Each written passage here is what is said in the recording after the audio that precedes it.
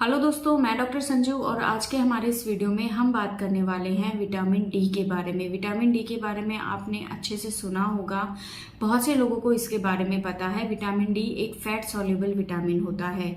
जब भी कभी आपके हाथ पैरों में दर्द रहता है, थकावट रहती है, जोड़ों में दर्द रहता है, तो अक्सर आपने देखा होगा कि डॉक्टर आपको विटामिन डी देते हैं और इसको खाने से आपकी प्रॉब्लम्स ठीक हो जाती हैं। तो विटामिन डी हमारी हड्डियों के लिए बहुत ज़्यादा ज़रूरी होता है। विटामिन डी का जो एक सबसे इम्पॉर्टेंट काम होता है, वैसे तो ये बहुत सारे इम्पॉर्टेंट फंक्शंस को हमारे लिए करता है, लेकिन इसका एक सबसे इम्पॉर्टेंट काम जो होता है वो होता है जो भी हम खाने के अंदर कैल्शियम लेते हैं, फास्फोरस लेते हैं, मैग्नीशियम लेते हैं, उनको ये हमारे इंटेस्टाइन से एब्जॉर्ब कराने में बहुत ज़्यादा हेल्पफुल होता है।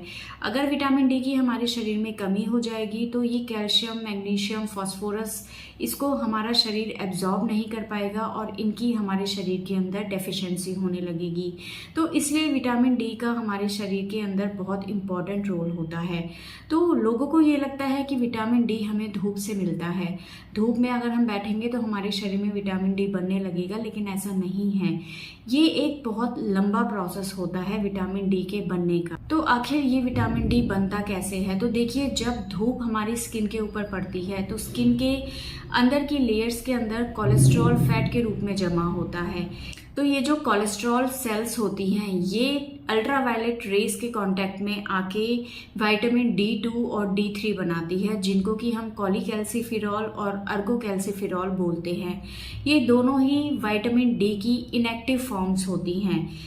ये जो इनएक्टिव फॉर्म्स होती है D2 और D3, ये लीवर में पहुंचती है और लीवर इसको आगे कैल्सिट्रियोल और कैल्सिडियोल के अंदर चेंज कर देता है। अब ये दोनों ही चीज़ें किडनी के अंदर जाती है और किडनी इन दोनों को चेंज कर देता है कैल्सिफेरॉल में, यानी कि विटामिन डी में, जो कि विटामिन डी की एक एक्टिव फॉर्म होती है। यानी कि विटामिन डी के बनने में सिर्फ धूप का ही नहीं बल्कि लीवर और किडनी का भी बहुत इंपॉर्टेंट रोल होता है।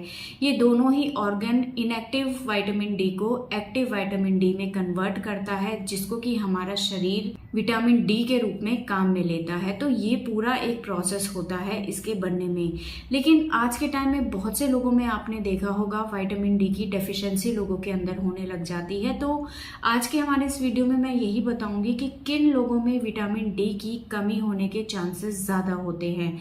तो इसमें सबसे पहला है कि जो लोग धूप में कम रहते हैं उन लोगों में इसकी कमी सबसे ज़्यादा होती है। सबसे पहले इसमें जो लोग ऑफिस वर्कर्स होते हैं, जो सुबह निकल जाते हैं और शाम को आते हैं, वो धूप के कांटेक्ट में नहीं रह पाते हैं, जिसकी वजह से ऑफिस गोइंग वर्कर्स में इसकी डेफिशिएंसी बहुत ज़्यादा मिलती है। दूसरा, जो लोग बेड रिडन पेशेंट्स होते हैं, यानी कि जो बिस्तर से उठ नहीं पाते हैं, बेड पे ही लेटे रहते हैं, उन लोगों में इसकी डेफिशिएंसी हो जाती है। ओल्ड पीपल्स जो होते हैं, जो कि घूम नहीं पाते हैं, अंदर ही अंदर कमरे में रहते हैं, लेटे रहते हैं, उन लोगों में इसका एक्सपोजर कम हो जाता है। या जिन लोगों का वेट बहुत ज़्यादा होता है, वेट ज़्यादा होने की वजह से लोग चल फिर नहीं पाते हैं आराम से, जिसकी वजह से वो घर में ही रहना प्रेफर करते हैं, और ऐसे लोगों में विटामिन डी की डेफिशिएंसी हो जाती है। इसके अलावा अगर किसी में स्किन से रिलेटेड कुछ प्रॉब्लम्स हैं, स्किन पे अगर सन की वजह से या धूप की वजह से किसी तरह की एलर्जी उनको हो जाती है,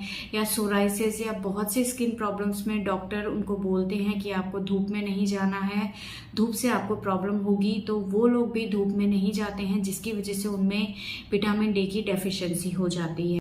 इसके अलावा क्लाइमेट्रिक कंडीशन भी इसके लिए बहुत ज़्यादा रिस्पॉन्सिबल होती है। जहाँ का क्लाइमेट बहुत ज़्यादा ठंडा रहता है, जहाँ धूप बहुत कम निकलती है, वहाँ के लोगों में भी विटामिन डी की डेफिशिएंसी हो जाती है। या जिन लोगों की स्किन डार्क होती है, उन लोगों में अल्ट्रावायलेट रेज जो होती है वो स्किन के अंदर नहीं जा पाती हैं, जिसकी वजह से उन लोगों के अंदर भी विटामिन डी की डेफिशिएंसी हो जाती है। इसके अलावा अगर किसी भी इंसान को लीवर से रिलेटेड कोई प्रॉब्लम है, या फिर किडनी की अगर किसी तरह की कोई प्रॉब्लम है, तो कई बार लीवर किडनी में प्रॉब्लम होने की वजह से विटामिन डी जो होता है वो पूरी तरह से बॉडी में बन नहीं पाता है, क्योंकि अभी मैंने जैसे बताया कि लीवर और किडनी बहुत ज़्यादा ज़रूरी होते हैं इनएक्टिव विटामिन डी को एक्टिव फॉर्म में चेंज करने के लिए। तो अगर ये दोनों ही ऑर्गन ठीक नहीं हैं, अपना काम ठीक से नहीं कर पाते हैं, तो विटामिन डी की शरीर में कमी हो जाती है।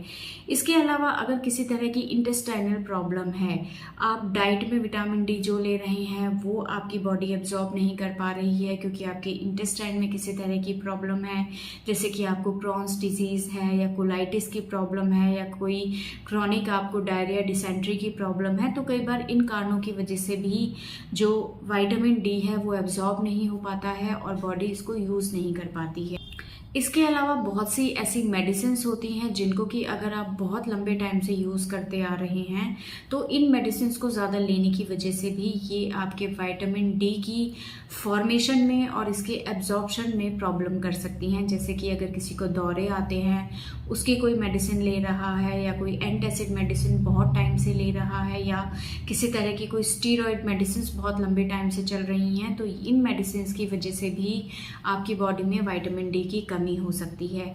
तो जो भी मैंने अभी रीजंस बताए हैं, इन रीजंस की वजह से लोगों के अंदर विटामिन डी की कमी हो जाती है। और अगर ये विटामिन डी हमारे शरीर को पूरी तरह से नहीं मिल पाएगा, तो इसकी वजह से बहुत सारी प्रॉब्लम्स आपको होने लगेंगी। हाथ पैर में वीकनेस होना, दर्द रहना, जॉइंट पेन होना, चिड़चिड़ापन रहना, याददाश्त में कमी होना, इम्यूनिटी वीक होना, डाइजेशन आपका स्लो रहने लगेगा और भी बहुत सारी प्रॉब्लम्स आपको इसकी वजह से हो सकती है। तो अगर आपको जो भी मैंने अभी चीज़ें बताई हैं, अगर इस तरह की प्रॉब्लम आपके शरीर में है और आपको विटामिन डी की डेफिशिएंसी आई है, तो इसके कारणों के बारे में जानना आपके लिए बहुत ज़्यादा ज़रूरी है।